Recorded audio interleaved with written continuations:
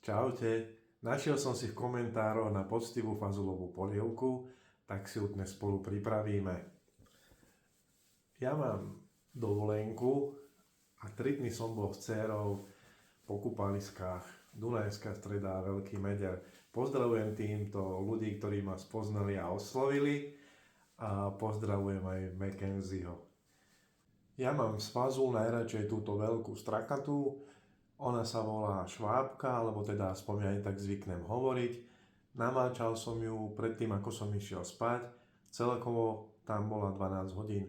Namáčaním zbavíme fazulu látok, ktoré tam nechceme a samozrejme budeme mať aj menšiu plynatosť. Keď si fazulu takto necháte namočenú, tak sa aj rýchlejšie potom uvarí. Takže fazulu som si zlial a prepláchol čistou vodou. Dostal som takýto kus krásnej krkovice od mojich rodičov. Použijem asi 2,5 litra čistej vody, do ktorej dám krkovicu, 250 g fazule. Ja to dávam všetko takto dokopy, keď je namočená popredu. Dám tam nové korenie, ja dávam 7 guličiek a 2 bobkové listy. Prikryjem a nechám variť asi hodinu.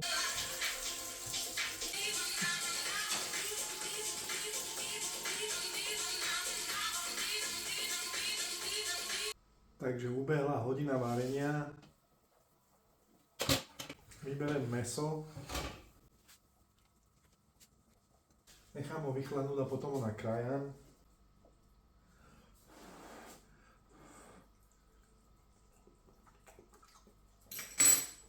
Fazula je tak na polceste, takže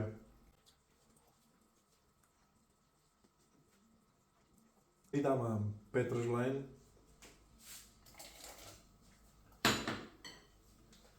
mrkvu,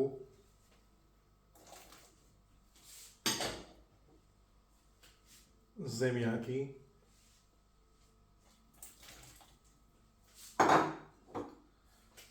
a klobásu.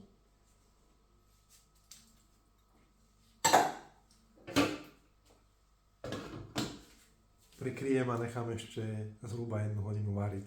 Trvalo mi to ďalšiu 1,5 hodinu, kým sa tá fazula uvarila, čiže celkovo 2,5 hodiny. Vrátim do polievky udené mäso.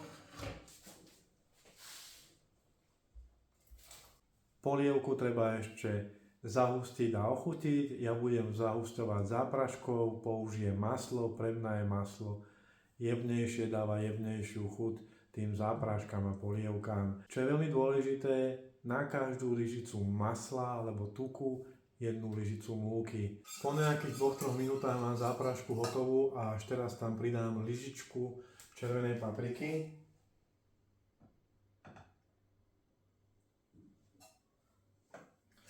Rozmiešam už mimo sporáka. Teraz tam pridám studenú vodu.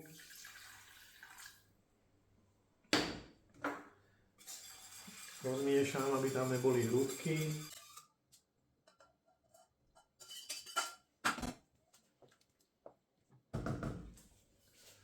Polievka by sa mala prevariť aspoň 15 minút a počas toho minút môžeme dochutiť. Ja tam pridám sol a cesnak majorán. Z toho som bol opatrný, lebo tam bolo udené mäso, takže radšej menej a každý si dochutí na tanieri. Pridám 2 strúčiky cesnaku.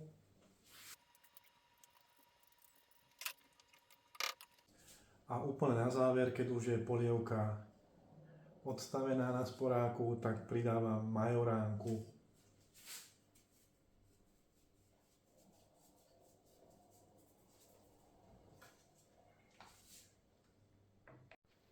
No a takto pripravenú polievku si môžete dať s chlebíkom, alebo ako to milujem ja, s hrubými slížami.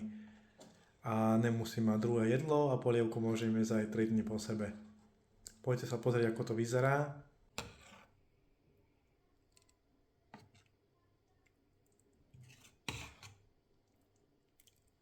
Máme dovarené, dúfam, že sa vám recept páčil. Budem rád, keď ma podporíte na mojom kanáli, ktorý mám na YouTube, vašou sledovačkou Prajem vám pekný deň a ešte vám ukážem na konci fotku, ako to vyzerá na tanieri.